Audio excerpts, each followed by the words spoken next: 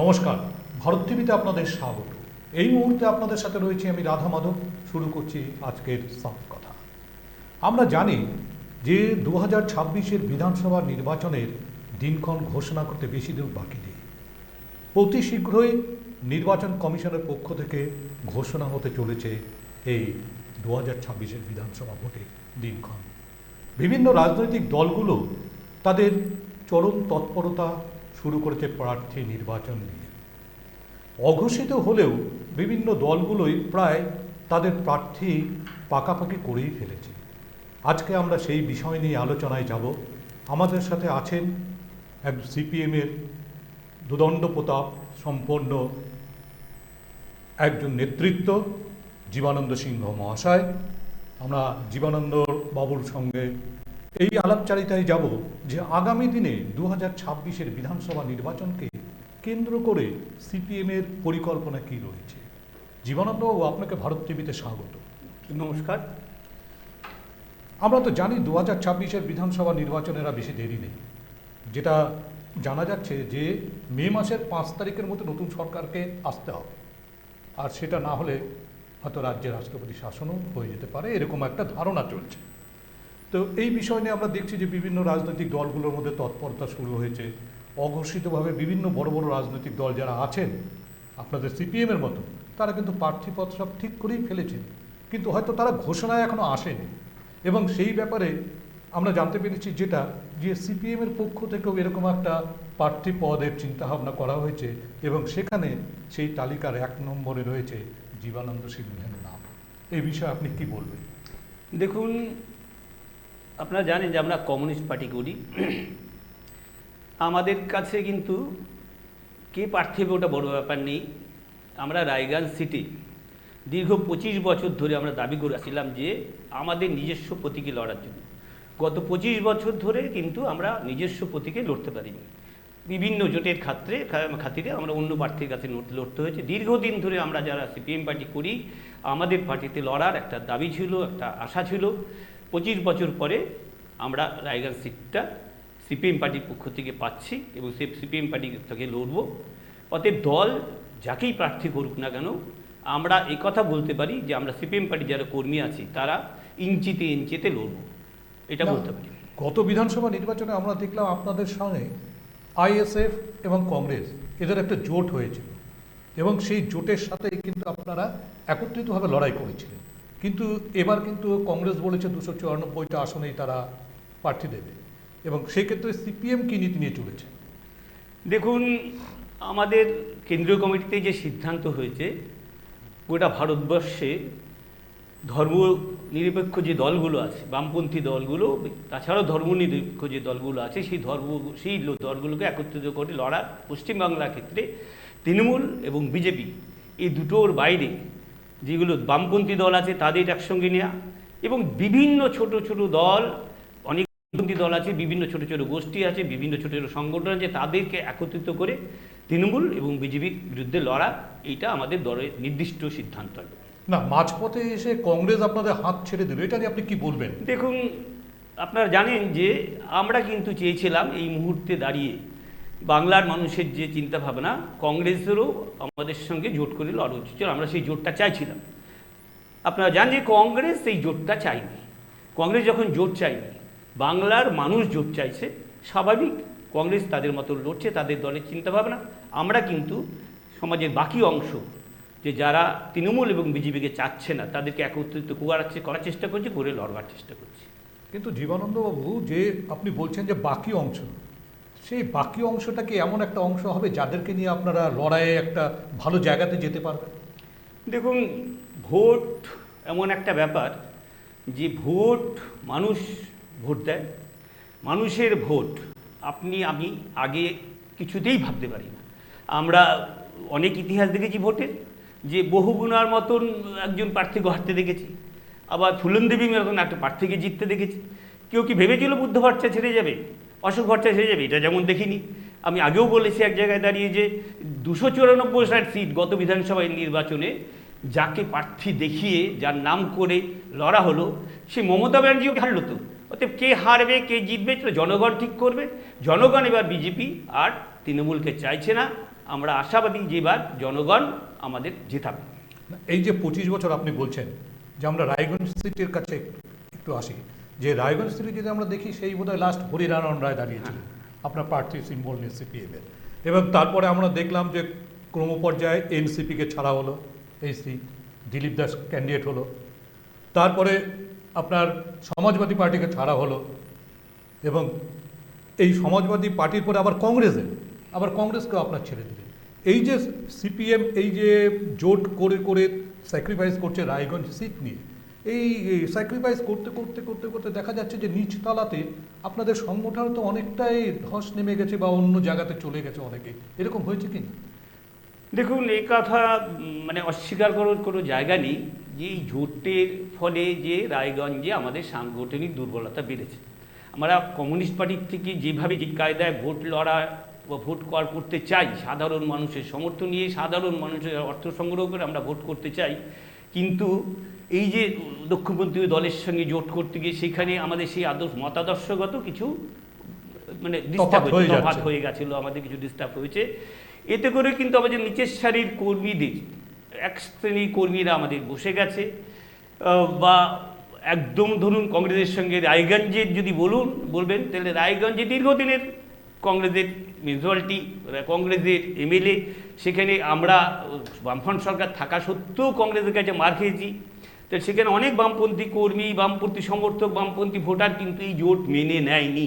কিন্তু এবারের ভোটে গিয়ে যখন আমাদের প্রতীক নিয়ে আমরা আসছি, আমাদের পুরনো কর্মী, পুরানো সমর্থক, পুরানো দরদি এরা কিন্তু মাঠে নেমে পড়েছে, আপনারা লক্ষ্য করবেন হয়তো।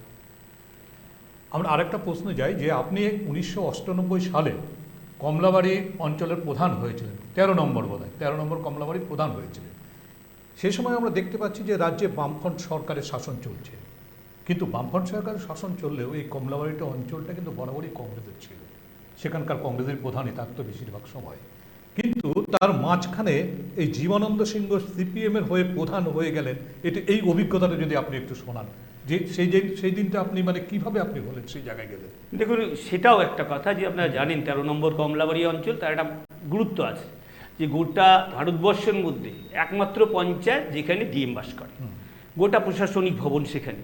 সেই পঞ্চায়েতটা কিন্তু ওই প্রথম পঞ্চায়েতের বাদে কংগ্রেসের দখলে ছিল, যে একটা ভারী জনমত কংগ্রেসের বিরুদ্ধে তৈরি হয়েছিল। একটা ভারী সংখ্যক জনমত তৈরি হওয়ার পরে 98 সালে আমরা বামপন্থীরা ক্ষমতায় আসি, বা আসার ফলে আমি প্রধান হয়েছি বলছিলেন যখন, যে আমরা দেখলাম যে কারণে জ্যোতিবাবু এসে মুখ্যমন্ত্রী হওয়ার পর ঘোষণা করলো যে গ্রামের মানুষ ঠিক করবে তাদের কোনটা রাস্তা হবে, কোনটা ঘাট হবে। কংগ্রেসের প্রধান থাকাকালীন সেই কাজটা হচ্ছিল না। আমরা কিন্তু গিয়ে গ্রাম সভা, গ্রাম সংসদ, এগুলো বহু নিয়ম ওই পঞ্চায়েতে চালু করি। এমন ওখানে গেলে এখনও দেখতে পাবেন যে এমন অনেক নিয়ম আমরা চালু করেছিলাম যে ওই পঞ্চায়েতের দেয়ালে আমাদের লেখা নিয়মগুলো এখনও চলছে। সেই সময় দেখলাম গ্রামোন্নয়ন একটা মিটিং হতো প্রত্যেকটা পঞ্চায়েতে এবং ডেভেলপমেন্টের জন্য, তো সেইগুলোকে আপনারা কীভাবে করতেন? দেখুন, স্বাভাবিকভাবেই এবং বিরোধীদেরকে কি প্রাধান্যটা কীভাবে দিতেন আপনারা? একেবারে আমাদের সময়কালে যে আমাদের যে ইলেকটেড যে কোনো গ্রাম পঞ্চায়েতের মেম্বার আর গ্রাম উন্নয়ন একটা কমিটি হতো, যে গ্রাম উন্নয়ন কমিটি যে হেরে যাওয়া যে মেম্বার তাকে তার প্রধান করা হতো। বিরোধীদের যথেষ্ট গুরুত্ব দেওয়া হতো। যে গ্রাম উন্নয়ন যে কমিটি তৈরি হতো সাধারণ মানুষের মধ্যে দিয়ে গ্রাম সংসদের সবাই গিয়ে, সেই কমিটির প্রধান যে মেম্বার হতো, প্রধান হতো যে হেরে যাওয়া মেম্বার, বিরোধীদের যে মেম্বার তাকে গুরুত্ব দেওয়া হতো, তাকে নেতৃত্ব দেওয়া হতো। অতএব বিরোধীদের সঙ্গ নিয়ে, মানুষের জনগণকে সঙ্গ নিয়ে যে কাজ করার জন্য যে পঞ্চায়েত তৈরি হয়েছিল, আমরা কিন্তু সেই পঞ্চায়েত একটা তৈরি করার চেষ্টা করেছিলাম। এইবার আমরা একটু এসআইআর প্রসঙ্গে আছি, যে এই যে এসআইআর, যেটা নিয়ে আপনারাও বামফ্রন্টগতভাবে আন্দোলন করেছেন, সিপিএম থেকেও আন্দোলন করেছেন, এবং আপনারা বলেছিলেন যে যতক্ষণ প্রত্যেকটি বৈধ ভোটারের ভোটাধিকার সুনিশ্চিত না হবে ততক্ষণ আপনারা এটাকে মানছেন না। এবং এইভাবে দেখা যাচ্ছে যে প্রথম অবস্থায় দেখা গেল 58 লক্ষের উপর ভোটারের নাম বাদ গেল প্রথম খসড়া তালিকার আগে, এবং তারপর যে ভোটার তালিকা আবার যে সংশোধিত ভোটার তালিকা প্রকাশ হলো, তারপরে দেখা গেল যে 64 লক্ষেরও বেশি ভোটার তারা হচ্ছে এখনও আনম্যাচড হয়ে আছে, তাদেরকে বিভিন্নভাবে ডাকা হচ্ছে, যেটাকে বলে যে অ্যাডজুডিকেশনে পড়ে গেছে। এই অ্যাডজুডিকেশন, আচ্ছা, এই অ্যাডজুডিকেশন 64 লক্ষের উপর ভোটারে করতে গেলে যেটা ধারণা আছে যে প্রেজেন্ট যে ইনফ্রাস্ট্রাকচার আছে তাতে দেখা যাচ্ছে 4 থেকে 5 মাসের বেশি সময় লাগবে সমস্ত অ্যাডজুডিকেশনকে কমপ্লিট করতে গেলে। কিন্তু এই কমপ্লিট প্রসেসের মধ্যেই যদি নির্বাচন ঘোষণা হয়ে যায় এবং তারপরে যদি প্রসেস চলতে থাকে, অসংখ্য মানুষের তো নাম সেখানে ভোটার তালিকায় আসবে না। এই বিষয় নিয়ে আপনি কি বলছেন? দেখি, এসআইআর নিয়ে আমি প্রথম বলতে চাই যে এসআইআর নিয়ে প্রথম বক্তব্যই আমাদের ছিল নির্বাচন দপ্তরের কাছে, সাধারণ মানুষের কাছে। আমরা বলছিলাম যে যাদের অবৈধ ভোটার তাদের নাম বাদ দিতে হবে, বৈধ ভোটারে একটাও নাম বাদ দেওয়া যাবে না। প্রথম থেকে আমরা এই জায়গায় ছিলাম। কিন্তু এসআইআরে যেটা বলছেন যে আজকের দিনে যে পরিকাঠামো, সেই পরিকাঠামো এরকম একটা অবস্থা হতো না, একদম হতো না। রাজ্য সরকার যদি সহযোগিতা করত, এই কাদের নাম এখনও জুডিশনে আছে, এখনও কোর্টের কাছে দাঁড়িয়ে আছে, যে যাদের হিয়ারিং হয়েছিল, হিয়ারিংয়ে যারা কাগজ নথি জমা দিয়েছিল, সেই নথিটা দেখার জন্য পর্যাপ্ত পরিমাণ লোক যদি রাজ্য সরকারের পক্ষ থেকে দেওয়া হতো, তাহলে সব রাজ্যের মতো এই রাজ্যও সঠিক সময় হয়ে যেত। রাজ্য সরকার ইচ্ছে করে গড়িমসি করে বিষয়টা অন্য জায়গায় নিয়ে যাওয়ার চেষ্টা করলো, এটা নিয়ে অন্যভাবে একটা রাজনীতি করার চেষ্টা করলো, বা কেন্দ্রীয় সরকার বা রাজ্যের সরকারের পক্ষ থেকে যে বিভিন্নভাবে এসআইআর নামে যে ভয় দেখানোর চেষ্টা হলো। আমরা কিন্তু প্রথম থেকে এর বিরোধিতা ছিলাম। আপনারা জানেন যে নির্বাচন কমিশনের গোটা বেঞ্চ আসছে, আগামীকাল আমাদের পার্টির নেতৃত্ব আবার যাবে। আমাদের সেদিনও যে দাবি ছিল যে সমস্ত বৈধ ভোটারের নাম লিস্টেড না হওয়া অবধি ভোট ঘোষণা করা হবে না। এটা আমরা আগেও বলেছি, এখনও আমাদের দাবি এইখানে। না, আমরা যে মুহূর্তেই আলোচনা করছি সেই মুহূর্তে কিন্তু নির্বাচন কমিশনের বেঞ্চ ঢুকে গিয়েছে, এবং সেখানে আপনারা কি দাবি জানাবেন? না, কালকেই আমাদের পার্টির সঙ্গে নির্বাচন কমিশন, আমাদের একটাই দাবি যে অবৈধ ভোটারের নাম যাক, কিন্তু বৈধ যত ভোটার তাদের যতক্ষণ না নাম উঠছে ততক্ষণ যেন ভোট ঘোষণা না হয়। যে ভোটার, বৈধ ভোটার, উনি ভোট থেকে বিরত থাকবে, ভোট ঘোষণা হয়ে যাবে, এটা কোনোভাবেই যেন না হয়। না, বৈধ আর অবৈধ এটা আপনাদের পক্ষে নির্ণায়কটা কি হবে, বৈধ অবৈধ? দেখুন, আপনি একটু কানপাতলি আপনার পাড়ায় গিয়ে, যে কোনো গ্রামেগঞ্জে গিয়েই দেখতে পারবেন যে দীর্ঘদিন ধরে ভারতবর্ষের নাগরিক, দীর্ঘদিন তারা এখানে বাস করছে, দীর্ঘদিন ধরে তারা ভোট দিয়ে আসছে। সাধারণ নামের ভুলের জন্য 2002-এ তার কোনো কারণে নামটা ছিল না, তারা বৈধই, কিন্তু তাদের নামটা কোনো কারণে এআই দিয়ে যে করা হয়েছে তাতে ওটা বলেছে, আবার এআইডিং এটা চল কেন ম্যাচ নেই, তার কিছু নথি জমা করতে বলা হয়েছিল। এই নথিটা যাচাই করার কাজ ভোট সবগুলো স্টেটে হয়ে গেছে, এই নথিটা আমাদের স্টেটে হয়নি। মুখ্যমন্ত্রী কী করলেন, উনি চলে গেলেন সুপ্রিম কোর্টে, এই কাজের কাজটা না করে চলে গেলেন সুপ্রিম কোর্টে, এই জন্য না ডিলে হচ্ছে। তাহলে মুখ্যমন্ত্রী সুপ্রিম কোর্টে যাওয়ার জন্যই কি প্রসেসের ডিলে হয়ে গেল? মুখ্যমন্ত্রী শুধু সুপ্রিম কোর্টে যাওয়ার জন্য না, মুখ্যমন্ত্রী প্রথম থেকেই এমন একটা কায়দায় গিয়ে ডিলে করার চেষ্টা করছিলেন। আপনি দেখবেন যে নির্বাচনী দপ্তরের সামনে রাজনৈতিক দলগুলো যাচ্ছিল যেমন, তেমন যারা বিএলও, তৃণমূলী বিএলও সংগঠন, তারা কাজ না করে তারা কিন্তু ওখানে দিনের পর দিন নির্বাচনী দপ্তর ধর্নায় বসে আছে। তাদের বলছে কাজ করতে পারছে না, বিভিন্ন রকম কথা শুনছি। না, আমরা কিন্তু প্রথম দিকে দেখছিলাম যে যখন এই প্রসেসটা চলছে তখন কিন্তু মুখ্যমন্ত্রী থেকে শুরু করে তৃণমূলের বিভিন্ন নেতারা তাদের যে বিএলএ আছে যাদেরকে পাঠিয়েছেন তাদের জন্য মানে ঘোষই প্রশংসা করলেন, বিএলওদের এদের যে সঠিকভাবে হচ্ছে, হ্যাঁ, এবং আমাদের পক্ষে আছে। কিন্তু তারপরে কিন্তু যখনই এই তালিকা প্রকাশ হয়ে গেল তখন কিন্তু উল্টো হয়ে গেল চিত্র। মমতা বন্দ্যোপাধ্যায় তখন দৌড়েলেন সুপ্রিম কোর্টে। এটা হলো কেন? এটা কি ওভার কনফিডেন্স ছিলেন? ওভার কনফিডেন্স না, যা হয়েছে একটা কথা শুনুন, যা হয়েছে তার জন্য আমি সবার আগে রাজ্য সরকারকে দায়ী করবো। এক তো নির্বাচন দপ্তরের যে কাজ পরিকাঠামোর কাজ করে তার কিছু দুর্বলতা ছিল, আর এই যে এখানে বিএলও বলুন, ইআরও বলুন, ডিস্ট্রিক্ট ইলেকশন অফিসার বলুন, এরা খারাপ, এরা আমাদের রাজ্য সরকারের কর্মচারী সব। এর আগে এই নির্বাচনে এই প্রক্রিয়াটা করলো, তো রাজ্য সরকারের কর্মচারী, রাজ্য সরকার চালাচ্ছে, তারা যদি সঠিকভাবে চলতো তাহলে আজকে জনগণকে এই হয়রানিতে পড়তে হতো না, এই লাইনে দাঁড়াতে হতো না। এখন আমরা দেখতে পাচ্ছি এখনো যেটা চলছে, যেরকম মতুয়াদের একটা অংশ কিন্তু ধীরে ধীরে তারা নাগরিকত্ব পাচ্ছে, কিন্তু একটা বড় অংশ কিন্তু এখনো নাগরিকত্ব পায়নি। এটা নিয়ে আপনি কি বলবেন, যে এটা নিয়ে কি কোনো পলিটিক্স হচ্ছে? দেখুন, আপনারা জানেন যে যারা শরণার্থী বাংলাদেশ থেকে এখানে এসছে আজকে না, সেই 70-এর দশকে বলুন, তার আগে বলুন, বামপন্থীরা কিন্তু শরণার্থীদের পাশে সবসময় ছিল। শরণার্থীদের কলোনি করে দেয়া, তাদের বসবাসযোগ্য করে দেওয়া, তাদের সব কিছু করে দেওয়ার পাশাপাশি ছিল।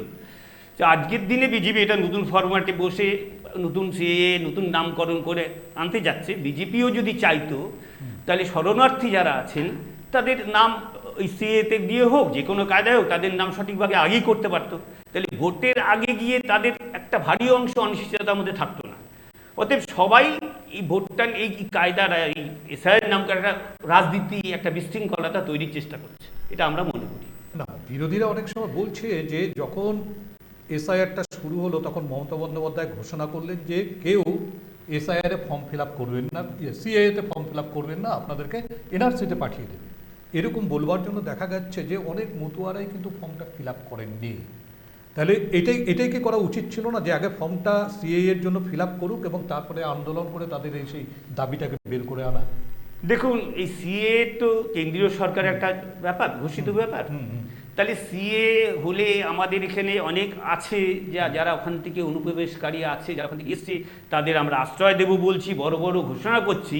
তাহলে কেন্দ্রীয় সরকারের নির্দিষ্ট পরিকল্পনা করা উচিত ছিল যে যারা শরণার্থী তাদের সিএতে একটা নির্দিষ্ট পরিকাঠামোর মধ্যে সিএতে তাদের নামটা নিয়ে আসা, এটা উচিত ছিল। এটা তারা করেনি। ভোটের আগে এটা নিয়ে রাজনীতি করার চেষ্টা হয়েছে বলে আজকে তারা একটা আপনাদের মনে হয় এটা শুধু ভোটের আগে এই টাইমে নয়, আরো 2-1 বছর আগের থেকে এই প্রসেসটা শুরু করা উচিত ছিল, বিশেষ করে মতুয়াদের জন্য, শরণার্থীদের। কারণ শরণার্থী এই যে সিএএ আইনটা, এটা সম্ভবত 2019 বা 20 19-এ বোধহয় পাস হয়েছে, এবং তারপর তো অনেকটা তো বছর চলে গেছে।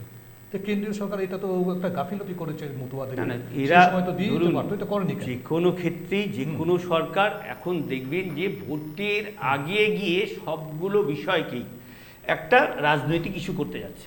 আপনি বিভিন্ন ক্ষেত্রে বিভিন্ন নেতাদের যখন বক্তব্য শুনবেন, যে আপনি কখনো শুনবেন না সাধারণ মানুষের জন্য সরকারগুলো কি করতে চাইছে, দেশের সরকার কি, রাজ্যের সরকার কি, সাধারণ মানুষ কিভাবে বাঁচবে, তাদের কর্মসংস্থান কি হবে, শিক্ষা কি করে হবে, স্বাস্থ্য কি করে ভালো থাকবে, এই সব নিয়ে তাদের কোনো কথা নেই। ভোটের আগে গিয়ে সিএ নিয়ে রাজনীতি করো, হিন্দু মুসলিম নিয়ে রাজনীতি করো, বা ভোটের আগে গিয়ে তুমি ভাতা দিয়ে রাজনীতি করো।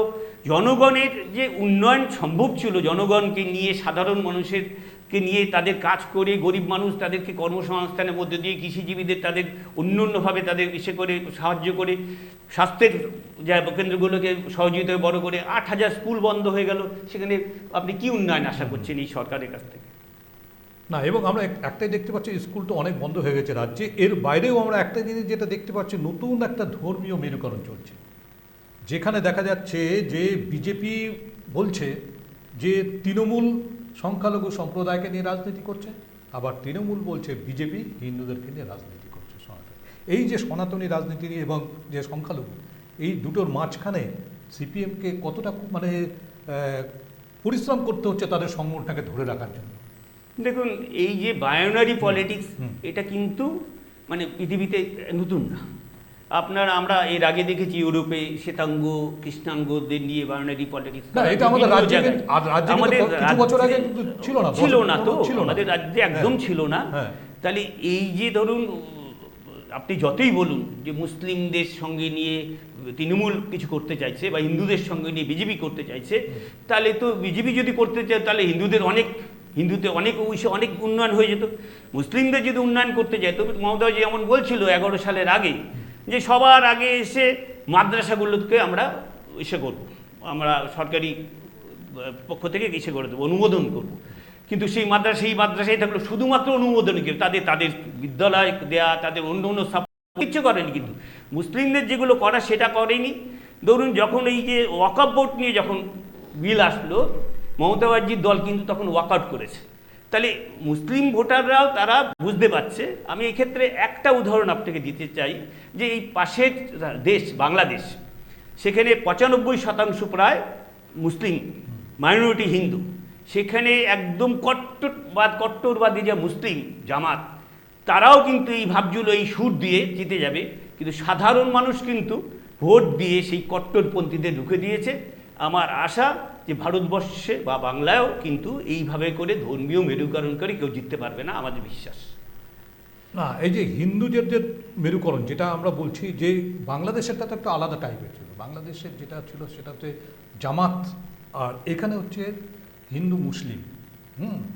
তো এই যে হিন্দু আর মুসলিম, এই যে ডিভিশন করা বিভিন্ন নিচু স্তরে গিয়ে এইটাকে আপনারা কি চোখে দেখছেন? দেখুন, আমরা সোজাসাপটা একটা কথা বলি যে একটা ক্ষুধার্ত হিন্দু আর একটা ক্ষুধার্ত মুসলিমের মধ্যে কোনো তফাৎ নেই। একটা গরিব হিন্দু আর গরিব মুসলিমের মধ্যে কোনো তফাৎ নেই।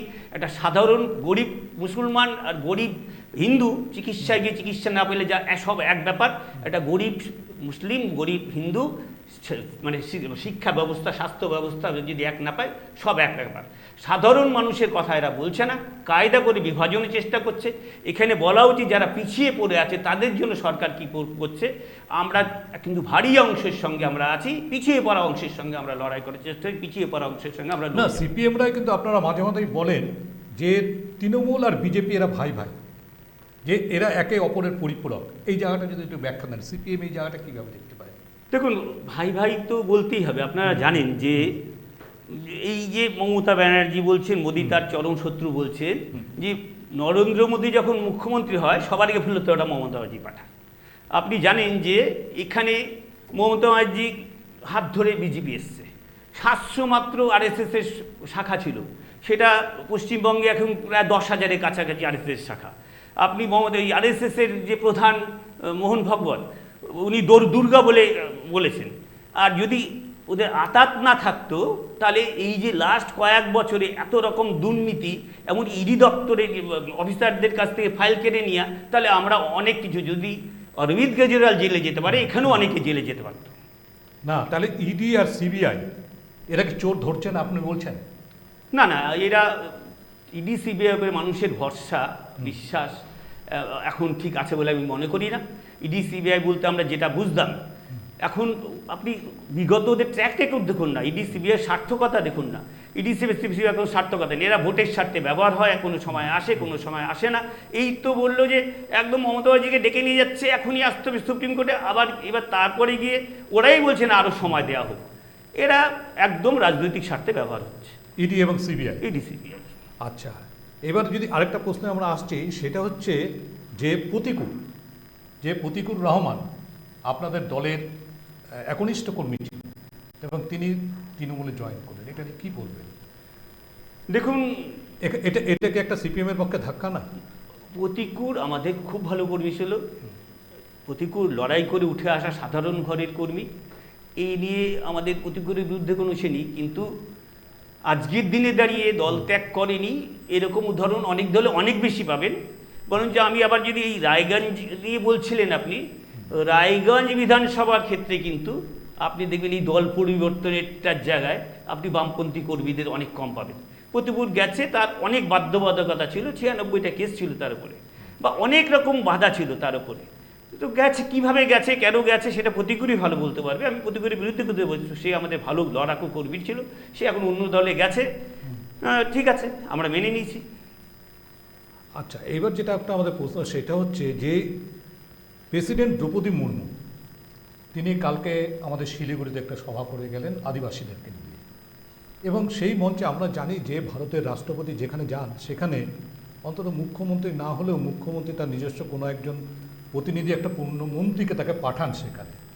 কিন্তু আমরা কিন্তু দেখলাম সেখানে কিন্তু মুখ্যমন্ত্রী কোনো মেসেজ নেই, মুখ্যমন্ত্রী নিজেও গেলেন না, বা দায়িত্ববান সেরকম বড় কোনো মন্ত্রীকেও সেখানে পাঠান। এটাকে আপনারা কি চোখে দেখছেন? দেখুন, আমাদের যে মুখ্যমন্ত্রী আমরা বহুবার দেখেছি, উনি মানে কোনো প্রশাসনিক ব্যাপার মানেন না, উনি আইন মানেন না, সাংবিধানিক প্রধানকে মানেন না, সংবিধানের কোনো জায়গায় মানেন। উনি যেটা বলেন সেটাই ঠিক, এরকম একটা চিন্তাভাবনার অনেক এরকম উদাহরণ আছে, মুখ্যমন্ত্রী এরকম উদাহরণ আছে যে ওনার কাছে কখন কে ভালো হবে কখন কে খারাপ হবে এর কোনো ইসে নেই। একদম ভারতের প্রথম নাগরিক হচ্ছে আমাদের রাষ্ট্রপতি, তাকে তার যথেষ্ট মর্যাদা দেওয়া উচিত, তার প্রোটোকল মেনে চলা উচিত। সেখানে যে দলেরই মুখ্যমন্ত্রী থাকুক না কেন, শুধু মুখ্যমন্ত্রী কেন, এখানে চিফ সেক্রেটারি ছিলেন, বাকি সরকারি আমলারা ছিলেন, তা আমাদের এখানকার ভারতবর্ষের 1 নম্বর নাগরিক এসছে, তার যথেষ্ট সম্মান, সাংবিধানিক যে অধিকার ছিল সেটা তার দেওয়া উচিত ছিল। এটা আমরা ভালোভাবে মেনে নিচ্ছি না। না, আমরা দেখছি যে নির্বাচন ঘোষণা খুব শীঘ্রই হবে, এবং তার আগে আমাদের পশ্চিমবঙ্গের যে রাজ্যপাল সিবি আনন্দ বোস তিনি হঠাৎ করেই তার পদ থেকে রিজাইন দিলেন, এবং এই রিজাইন দেওয়ার পর বিভিন্ন মহলে কিন্তু বিভিন্ন রকম আলোচনা চলছে, এবং কেউ কেউ আবার এটাও সমালোচনা করে বলছেন যে রাষ্ট্রপতি শাসনের কোনো পরিকল্পনা তৈরি হচ্ছে কিনা। এটা নিয়ে আপনি কী বলবেন? দেখুন, রাষ্ট্রপতি শাসন জারি হওয়ার ক্ষেত্রে যে আইনগুলো ছিল সে আইনগুলোর বিরুদ্ধেও কিন্তু সুপ্রিম কোর্টে অনেক রায় আছে। একটা কেন্দ্রের সরকার ইচ্ছা করলেই রাষ্ট্রপতি শাসন জারি করে দিতে পারবে, তার বিরুদ্ধে সুপ্রিম কোর্টে অনেক রায় আছে। অতএব একেবারে রাষ্ট্রপতি শাসন হবে এরম জায়গাভাবে আমরা ভাবছি না। এখন কায়দা করে যদি রাষ্ট্রপতি শাসন হবে বলে এটা এইখানে আনা হচ্ছে ওনাকে, রাষ্ট্রপতি শাসন হলে স্বভাবতই রাষ্ট্রপতি চালাবে, রাজ্যপাল তার হয়ে চালাবে। এটা আজকের যিনি এসছেন সেই রাজ্যপাল হোক আর আগের রাজ্যপাল হোক, তাতে বিরাট কিছু এসে যায় বলে আমার মনে হচ্ছে না। তাহলে সিবি আনন্দ বোসকে সরানোর পেছনে আপনারা কি চক্রান্ত দেখতে পাচ্ছেন, যে নতুন করে আবার রাজ্যপাল নিয়ে আসা তামিলনাড়ুর রাজ্যপালকে? দেখুন, উনি তো বলেছেন উনি অসুস্থ বলে গেছে, কিন্তু সিবি আনন্দ বোস মানে একটা রাজনীতি দেখতে পাচ্ছেন কি? আমার পরোক্ষভাবে রাজনীতি আমরা আশা করছি, আমাদের নেতৃত্ব মানে আশা করছে। কেউ বলছেন যে সিবি আনন্দ বোস যখন প্রথম এলেন তখন রাজ্য সরকারের সঙ্গে একটু ভালোই সম্পর্ক ছিল, তারপর একটা সংঘাত হলো, এই সংঘাতের পর আবার রাজ্য সরকারের সঙ্গে একটা কোঅর্ডিনেশন চলছিল, এবং সেই কোঅর্ডিনেশনটা বোধহয় মানে বন্ধ করার একটা চক্রান্ত হতে পারে বলে আলোচনা চলছে, সেটা কি সঠিক? দেখুন, এই নিয়ে আমাদের দলের যে রাজ্যের নেতৃত্বরা বিষয়টি নিয়ে বিশ্লেষণ করছেন। আপনারা ইমিডিয়েট আমাদের দলের যে মতামত সেটা জানতে পারবেন আমরা আশা করছি। আমরা এখন যাব একটু বিরতিতে, ফিরে আসছি বিরতির পর।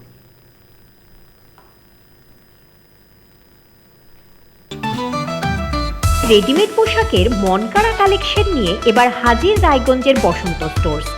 একই ছাদের নিচে পেয়ে যাবেন লেহেঙ্গা, চুড়িদার, শাড়ি, ব্লেজার সহ ছোট বড় সবার মনের মতো পোশাক। তাই আর দেরি নয়, আজই আসুন বসন্ত স্টোর্সে। আমাদের ঠিকানা বিধাননগর মোড়, NS রোড, রায়গঞ্জ, উত্তর দিনাজপুর।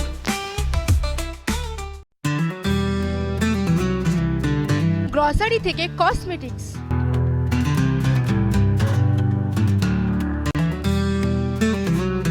আপনার যে কোনো প্রয়োজনীয় জিনিস পেয়ে যাবেন একই ছাদের তলায়। আমাদের ঠিকানা LIC মোড়, রায়গঞ্জ, উত্তর দিনাজপুর। আপনার স্বপ্ন এবার আপনার শহর রায়গঞ্জে।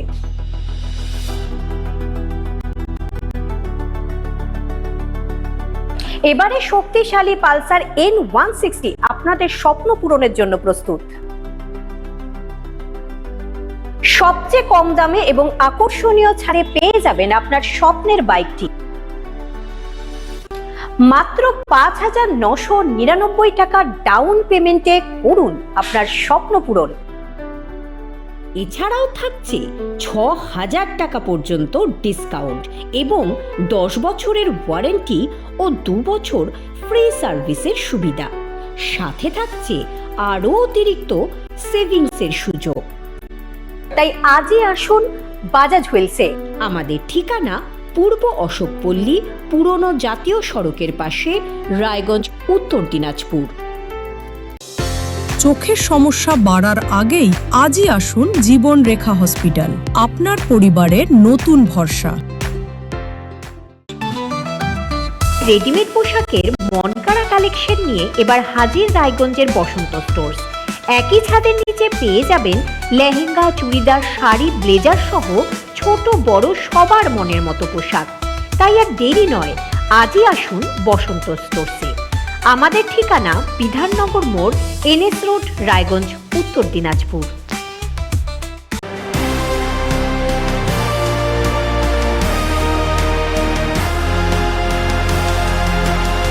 সাফ কথা।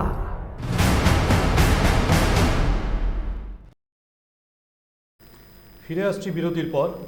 আচ্ছা জীবানন্দ, আমার আপনার কাছে একটাই প্রশ্ন আমাদের আর একটা আছে, সেটা হচ্ছে যে এইমস নিয়ে। যে আমরা জানি প্রিয়রঞ্জন দাসমুন্সী যখন অসুস্থ হলেন ঠিক সেই সময় আমাদের রায়গঞ্জে এইমস প্যাটার্ন হসপিটালের জন্য ক্যাবিনেটে একটা প্রস্তাব পাস হলো, এবং তারপরে ল্যান্ড অ্যাকুইজিশনের প্রসেসে একটা স্টার্ট হয়েছিল, এবং সেই সময় কিন্তু আপনাদের লেফট ফ্রন্ট গভর্নমেন্টই রাজ্যে ছিল, তখন আপনারা কিন্তু ল্যান্ডটা কিন্তু অ্যাকোয়ার্ড করেননি, এবং পরবর্তীতে যখন তৃণমূল ক্ষমতায় এলো তখনও ল্যান্ডটা অ্যাকোয়ার্ড করা হয়নি, এবং পরবর্তীতে দেখা গেল আমাদের এই স্বাদের এইমস, যেটা আমাদের শুধু রায়গঞ্জ নয় গোটা উত্তরবঙ্গ এবং নর্থ ইস্ট যে স্টেট রাজ্যগুলো আছে তাদের সকলের যে কাঙ্ক্ষিত যে এইমস সেটা উঠে চলে গেল কল্যাণীতে। তো আপনাদের সময় এটা হলো কেন? আপনারা ল্যান্ডটা অ্যাকোয়ার্ড করেননি কেন? দেখুন, আপনি যে সময়কার কথা বলছেন আপনাদের হয়তো স্মরণ থাকবে, সেই সময়টা রাজ্যের প্রধান বিরোধী দল বা তৃণমূল কংগ্রেস রাজ্যের এরকম অনেক বড় বড় স্বপ্নকে চুরমার করে দিয়েছে। সেই সময়কার জমি আন্দোলনের নামে সিঙ্গুর থেকে কারখানা চলে গেছে, শালবনির থেকে কারখানা চলে গেছে, সব দিক থেকে কারখানাগুলো উঠে চলে গেছে জমি আন্দোলনের নাম করে। সেই সময়কারই এই যে আমাদের NH 34, এখন NH 12 যেটা, তার রাস্তা একোয়ার করা হয়নি। মানে যে উন্নয়ন ওনার কাছে বিষয় ছিল না, ওনার কাছে বিষয় ছিল যে কোনো মূল্যে রাজ্য সরকারের জমির একোয়ারের বিরোধিতা করতে হবে। এরকম একটা মুহূর্তে এই প্রকল্প এসছে। আমরা কিন্তু বামপন্থীরা বা উত্তরবঙ্গে যারা আমরা বামপন্থী কর্মী, বামপন্থী সমর্থক, তারা ভীষণভাবে এই জিনিসটা চাইছিলাম। এই নিয়ে আমরাও পথে নেমেছি, রাস্তায় নেমেছি, বারবার বলেছি, কিন্তু অবস্থাটা একটু ভিন্ন প্রকৃতির ছিল। আমরা সেই প্রক্রিয়ার মধ্যে দিয়ে আসতে চাচ্ছিলাম, কিন্তু তার মধ্যেকালে সরকারি পরিবর্তন ঘটে, এইমসটা তুলে নিয়ে চলে যাওয়া হয় কল্যাণীতে, আপনারা জানেন। আমাদের বর্তমান যে এমপি রয়েছেন কার্তিক চন্দ্র পাল, তিনি চেষ্টা করছেন একটা দ্বিতীয় এইমস করবার জন্য প্রস্তাব দিয়েছেন তিনি পার্লামেন্টে, এবং বিভিন্নভাবে তিনি সহযোগিতা চাইছেন সকলের এই বিষয়ে। যদি কার্তিক পাল যদি এই দ্বিতীয় এইমসের জন্য এগিয়ে যান, তাহলে তার সাথে কি আপনারা থাকবেন? দেখুন, উন্নয়নের প্রসঙ্গে ভালো কাজ করলে আমরা তার সঙ্গে অবশ্যই থাকবো, এই নিয়ে কোনো অসুবিধার ব্যাপার নেই। কিন্তু প্রসঙ্গ এরকম যদি হয় যে রায়গঞ্জ থেকে দিল্লি যাওয়ার প্রত্যেক দিনের ট্রেন ছিল, সেই প্রত্যেক দিনের ট্রেনটা উঠিয়ে দিয়ে সেই ট্রেন আবার সপ্তাহে একদিন বা আবার আগামী দিনে সপ্তাহে প্রতিদিন চালু হবে বলে দিয়ে যদি এই ধরনের হয় প্রচার, এটা সঠিক হবে বলে মনে হয়। রায়গঞ্জ বা আমাদের উত্তরবঙ্গে উন্নয়নের জন্য কার্তিক পাল কেন যে এটা চাইবে, আমরা তার সঙ্গে আছি। এবার একটু আছি রাজনীতির প্রসঙ্গে, যে বিধানসভা নির্বাচন নিয়ে। বিধানসভা নির্বাচনে আমি আগেই বললাম, যেটা আমরা আলোচনা করলাম, জীবানন্দ সিংয়ের নামটা আমাদের কাছে যা তথ্য আছে নাম্বার 1-এ রয়েছে সিপিএমের পক্ষ থেকে, এবং সেই ক্ষেত্রে সিপিএম যদি আপনাকে বলে যে দাঁড়াবার জন্য, আপনি কি প্রস্তুত? দেখুন, আমি দীর্ঘদিন ধরে কমিউনিস্ট পার্টির কর্মী।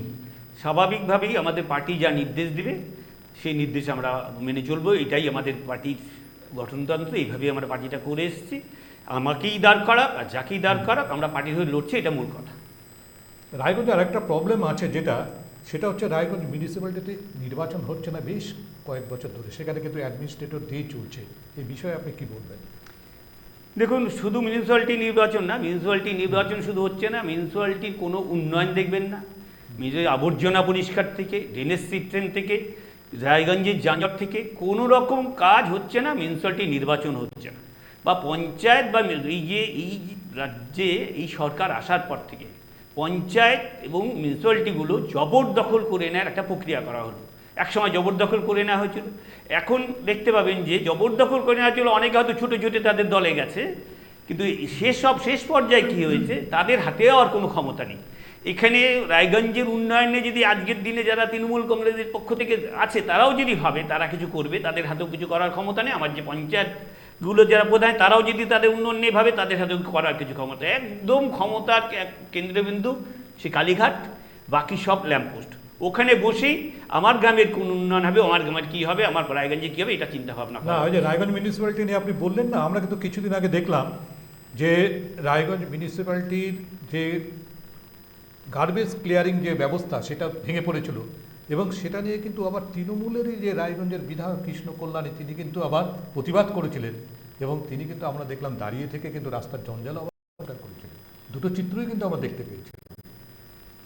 দেখুন, একজন বিধায়কের দাঁড়িয়ে থেকে তো গার্বেজ পরিষ্কারের কথা না, যেখানে যার যেটা করার কথা বিধায়ক যদি চাইতেন, বিধায়ক বিধানসভায় গিয়ে সেটা পাশ করে মুখ্যমন্ত্রী আর আমাদের পূর্ত দপ্তরের মন্ত্রীকে দিয়ে সে পাশ করিয়ে নিয়ে এখানে যে অসুবিধাগুলো হচ্ছে, এই কাজটা ওখান থেকে তার করানো কথা ছিল। বিধায়ক গিয়ে কেন পরিষ্কারে নামবে?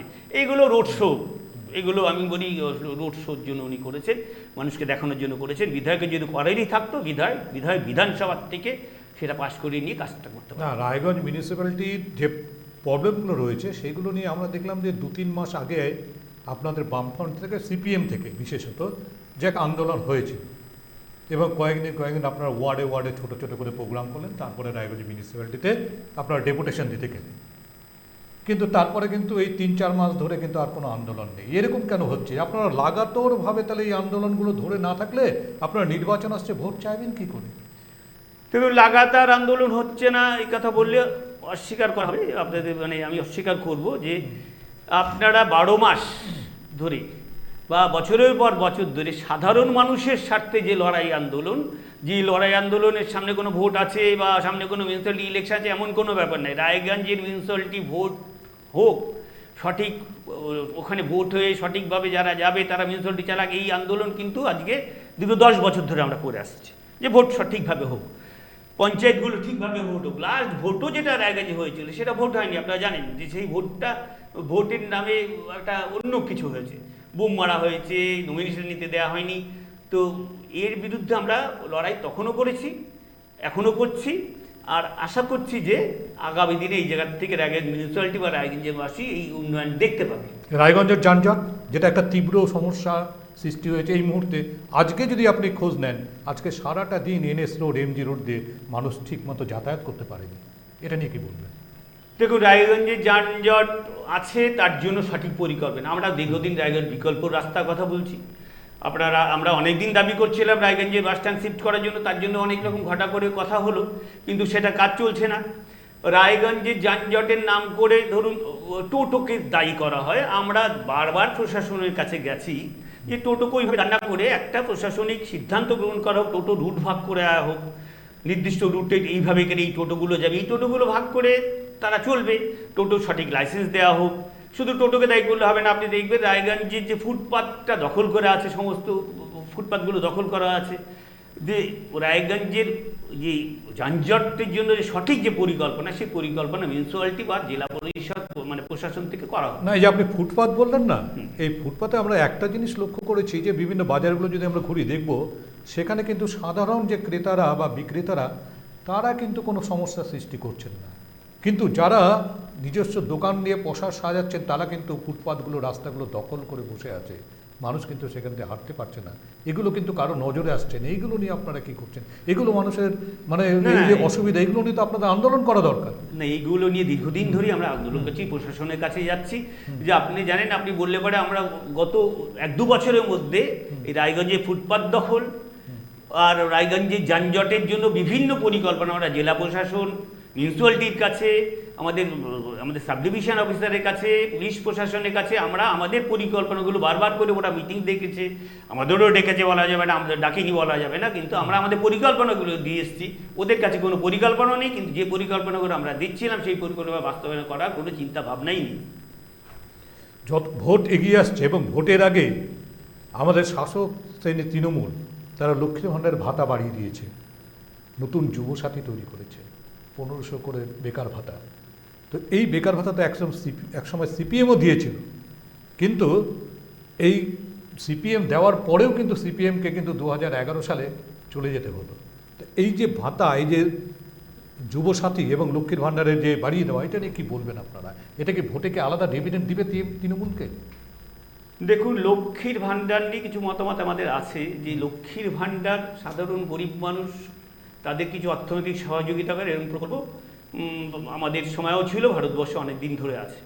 কিন্তু এখানে যেটা হচ্ছে যে লক্ষ্মীর ভাণ্ডারের নাম করে একেবারে একদম সবাই লক্ষ্মীর ভাণ্ডার পাবে, এর আমাদের বিরোধিতা আছে। একদম গরিব মানুষ অনেক তারা পাক, কিন্তু বড় লোক চাকরি করছে তাদের বাড়িতেও লক্ষ্মীর ভাণ্ডার পাবে, বড় লোক চাকরি করছে, অনেক রোজগার করছে, তারাও বেকার ভাতা পাবে। এটা ভোটের রাজনীতি হচ্ছে, এর আমরা বিরোধিতা করি। গরিব মানুষ তাদের এই ধরনের সহযোগিতা করা হোক। আর এই বেকার ভাতার প্রসঙ্গে আসতো না, যে আগের মতন বছর বছর যদি প্রাথমিক শিক্ষক, হাইস্কুলের শিক্ষক, পুলিশ কর্মচারী নিয়োগ এগুলো যদি হতো, তাহলে কিন্তু এই বেকার ভাতা এইভাবে দেওয়ার জন্য ঝাঁপিয়ে পড়তে হতো না। মমতা ব্যানার্জি জেনে গেছেন, রাজ্য সরকার যে বুঝে গেছেন যে দীর্ঘদিন ধরে চাকরি দেওয়া হচ্ছে না, উল্টো হাজার হাজার শিক্ষকের চাকরি বাতিল হচ্ছে, চাকরি নেই, তাদের কোনো কর্মসংস্থান নেই। এই যে একটা তার বিরুদ্ধে জনরস উঠে এসছে, সেটা ধামাচাপা দেওয়ার চেষ্টা করা হচ্ছে। কিন্তু শিক্ষিত বেকার সাধারণ মানুষ ওই 1,500 টাকা ভুলবে বলে আমরা মনে করি না। 26-এর বিধানসভার আগে যে যখন আপনারা লড়াইয়ে যাচ্ছেন 26-এর বিধানসভায়, সেই সময় যখন শাসক শ্রেণী প্রায় 100টার মতো বিভিন্ন রকম সোশ্যাল প্রজেক্ট নিয়ে মানুষের কাছে চলে গেছে, সেইখানে তার বিরুদ্ধে আপনারা কি কি প্রস্তাব দিয়ে ভোটে লড়বেন? মানুষের কাছে আপনাদের কি কি প্রস্তাব থাকবে? দেখুন, আমাদের নির্দিষ্ট কিছু প্রস্তাব আছে। যে সবার আগের প্রস্তাব যে সমস্ত স্কুলগুলোর পরিকাঠামো উন্নয়ন করা, স্কুলগুলো খোলা, স্কুলগুলো এমন একটা জায়গা তৈরি করা যেখানে সাধারণ মানুষ তাদের বাচ্চাদের স্কুলে যেন ভর্তি করতে পারে। দ্বিতীয় প্রস্তাব, স্বাস্থ্যকেন্দ্রগুলো ভালো করা, সে প্রাথমিক স্বাস্থ্যকেন্দ্র থেকে আরম্ভ করে একদম আমাদের হাসপাতাল অবধি, জেলা সদর অবধি আইসিডিএস সেন্টারগুলো ডেভেলপ করা। আমাদের একদম নির্দিষ্ট প্রস্তাব যে এই যে শিক্ষিত বেকারকে যে ওই সে পার্ট টাইম কাজের নাম করে, টেম্পোরারি কাজের নাম করে 2000, 4000, 5000, 10,000 দিয়ে কাজ করা হচ্ছে, এদের অন্ততপক্ষে 25,000 টাকা বেতন করা হোক, এদের মধ্য থেকে নিয়োগ করা হোক। আমরা যে কথা বলতে যাচ্ছি যে বামপন্থীরা এখনই ক্ষমতায় আসবে এমন কথা আমরা বলছি না, তো বামপন্থীরা এমন একটা ক্ষমতা নিয়ে আসতে যাচ্ছি যে আমরা যে এই কথাগুলো বলছি যে কৃষক তার ফসলের দাম পাবে, শ্রমিক 100 দিনের জায়গায় 200 দিনে কাজ পাবে। শিল্পের প্রতিশ্রুতি, দেখুন শিল্পের প্রতিশ্রুতি বামপন্থীদের লাস্ট মুখ্যমন্ত্রী তার বুদ্ধদেব ভট্টাচার্য, তার যে প্রতিশ্রুতি, তার যা চিন্তাভাবনা ছিল, বাংলা যে একদম অন্য জায়গায় যেতে পারত, একদম রাজনৈতিক স্বার্থে যে সেটা ভেঙে দেওয়া হয়েছে। সেক্ষেত্রে গিয়ে এখনই ভারী শিল্প বাংলায় আসবে, আমরা এখনই সেই জায়গায় পৌঁছে এমন কথা না, কিন্তু এখন মানুষের রোজগার যে জায়গায় গেছে, একদম যে ভারতবর্ষের গড় রোজগারের থেকে পশ্চিমবাংলার রোজগার কম, ভারতবর্ষের ক্রয় ক্ষমতা যেটা আছে, ভারতের গড় ক্রয় ক্ষমতা হচ্ছে পশ্চিমবঙ্গ 22 নম্বরে পৌঁছে গেছে 28টা স্টেটের মধ্যে। এই জায়গার চেয়ে মানোন্নয়ন করার জন্য সাধারণ মানুষ তাদের নিয়ে কাজ করা দরকার, তাদের স্বার্থে সরকারি পরিকল্পনা করা দরকার। এই নিয়ে আমাদের লড়াই আছে। সাধারণ মানুষের স্বার্থে আমরা এমন একটা সংখ্যা নিয়ে যেতে যাচ্ছি, এই দাবিগুলো বিধানসভা থেকে আদায় করে আনতে পারবো, এটা আমরা মনে করি। আমাদের বাংলার আরেকটা বড় সমস্যা সেটা হচ্ছে মাইগ্রেন্ট লেবার, এবং দেখা যাচ্ছে যে এখানে যে লেবারার্সরা আছে তাহলে সারা দিনান্তে হয়তো 300 থেকে 400 টাকা করে তারা ওয়েজ পান, এবং যখন তারা বিভিন্ন অন্যান্য রাজ্যে চলে যাচ্ছেন সেখানে দেখা যাচ্ছে তাদের 2 গুণ থেকে 3 গুণ তাদের আয় হচ্ছে, এবং যার জন্য আমাদের বাংলা থেকে প্রচুর লোক চলে যাচ্ছে বাইরে। এদের নিয়ে কোনো পরিকল্পনার কথা কি আপনারা ভোটে শোনাবেন, যে ভোটের প্রতিশ্রুতি হিসেবে যে এদের জন্য? দেখুন, দীর্ঘদিন ধরে আমরা লড়াই করছি যে ন্যূনতম মজুরি আমরা লড়াই করছিলাম অন্ততপক্ষে 700 টাকা কেন্দ্রীয় সরকার ঘোষণা করে। এখন আমাদের দাবি ন্যূনতম মজুরি 1000 টাকা। আজকের দিনে যা ইন্ডেক্স, যা অবস্থা, দ্রব্যমূল্যর যা অবস্থা, সেখানে গিয়ে একটা মানুষের দিন গেলে কাজ করলে অন্ততপক্ষে 1000 টাকা তাকে দিতে হবে। এটা কেন্দ্রীয় সরকার ঘোষণা করুক, রাজ্যগুলো এটা বলবৎ করুক। এই দাবি নিয়ে আমরা অনেকদিন লড়াই করছি। এই দাবি বামপন্থীরা যদি ক্ষমতা বাড়ে, তাদের ক্ষমতা বৃদ্ধি পায়, এই দাবি নিয়ে আমরা গোটা ভারতবর্ষ জুড়ে লাল ঝান্ডা লড়ছে। আর এই দাবি বামপন্থীদের যত শক্তি বৃদ্ধি পাবে, এই দাবি সঠিকভাবে রূপায়ণ হবে। 100 দিনের কাজ, যেমন বামপন্থীদের শক্তি বৃদ্ধি ঘটেছিল, 100 দিনের কাজ চালু হয়েছিল, এরকম অনেক প্রকল্প চালু হয়েছিল। বামপন্থীদের শক্তি বৃদ্ধি পেলে পরে এই দাবিগুলো একদম রূপায়ণ হবে। এই মুহূর্তে রাজ্যে 100 দিনের কাজের টাকা নেই 3 বছর ধরে, আবাস যোজনার টাকা নেই, তারপরে আরও অন্যান্য কিছু স্কিমের টাকা নেই কেন্দ্রীয় সরকারের থেকে। সেই বিষয় নিয়ে আপনারা কোনো দাবি জানাবেন বা কোনো আন্দোলন করবেন? না, এটা নিয়ে আমরা বারবার বলছি, এটা একটা হাস্যকর ব্যাপার। কেন্দ্রের পক্ষ থেকে বলা হচ্ছে যে তোমরা হিসেব দিচ্ছে না কেন, আর রাজ্যের থেকে বলা হচ্ছে যে তোমরা টাকা দিচ্ছ না কেন। যে এটা কিন্তু ওই তুতু মায় করা হচ্ছে, সাধারণ মানুষকে ভুল বোঝানো হচ্ছে যে যদি সত্যি কেন্দ্র টাকা দিয়ে থাকে রাজ্যের হিসেব দেওয়া উচিত। আমরা তারপরেও কিন্তু বারবার লড়াই করার পর সুপ্রিম কোর্ট পর্যন্ত নির্দেশ দিল যে 100 দিনের কাজ চালু করা হোক। না কেন্দ্রের সরকার না রাজ্যের সরকার সেটা বলবৎ করার চেষ্টা করছে। এরা শুধু তুতু ম্যামাই করতেই ব্যস্ত। মানে এখানে কি সেটিং, রাজনীতি করবার জন্য? একদম রাজনৈতিক সেটিং। এরা তুতু ম্যামাই করতে ব্যস্ত থাকবে, মানুষকে ভুল বোঝাতে ব্যস্ত থাকবে। যে এরা, আপনারা দেখেছেন তো, এরা বলছে টাকা দিচ্ছে না, ওরা বলছে হিসেব দিচ্ছে না। যে কোনটা কি? হিসেব যদি না দেয়, তাহলে পরে কেন হিসেব দিচ্ছে না তার বিরুদ্ধে ব্যবস্থা নেওয়া দরকার। কেন্দ্র সরকারকে উঠতে দেবেন না, বলছে হিসাব দিচ্ছে না। হিসাব না দিলে কোথায় যাচ্ছে? রাষ্ট্রের তবে ধরো, একটা মুখ্যমন্ত্রী অ্যারেস্ট করতো, এটা ধরো। আবার এরাও যদি টাকা না দেয় তো কথায় কথায় মুখ্যমন্ত্রী তো ইসে চলে যায়। এদের দুজনের কারোরই ক্ষতি হচ্ছে না, কিন্তু ক্ষতি হচ্ছে সাধারণ মানুষের ক্ষতি, বাংলার সাধারণ মানুষের ক্ষতি, একদম খেটে খাওয়া মানুষের ক্ষতি হচ্ছে। আজকে আমাদের সময়ের অভাবে আলোচনা এখানেই শেষ করছি। জীবনানন্দ বাবু, আপনাকে আমাদের ভারত টিভিতে আসার জন্য অজস্র ধন্যবাদ, মূল্যবান সময় দেওয়ার জন্য। এবং সবাই ভালো থাকবেন, সুস্থ থাকবেন, দেখতে থাকুন ভারত টিভি।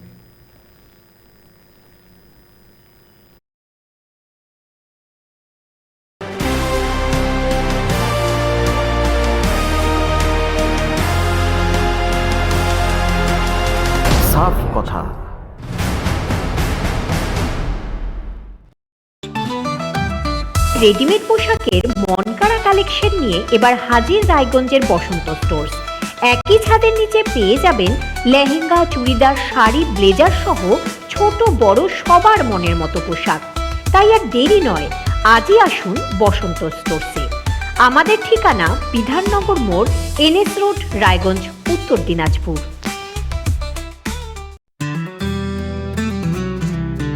গ্রসারি থেকে কসমেটিক্স,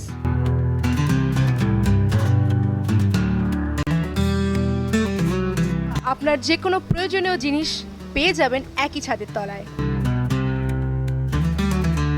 আমাদের ঠিকানা LIC মোড়, রায়গঞ্জ, উত্তর দিনাজপুর। আপনার স্বপ্ন এবার আপনার শহর রায়গঞ্জে।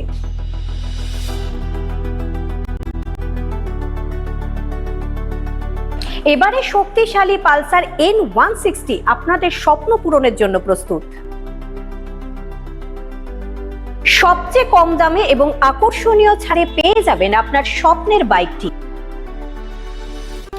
মাত্র 5,999 টাকা ডাউন পেমেন্টে করুন আপনার স্বপ্ন পূরণ।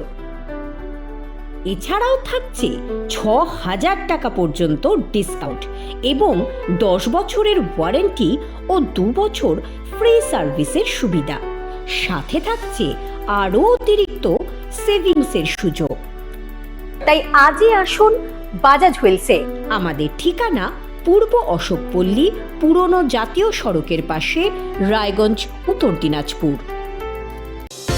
চোখের সমস্যা বাড়ার আগেই আজই আসুন জীবন রেখা হসপিটাল, আপনার পরিবারের নতুন ভরসা।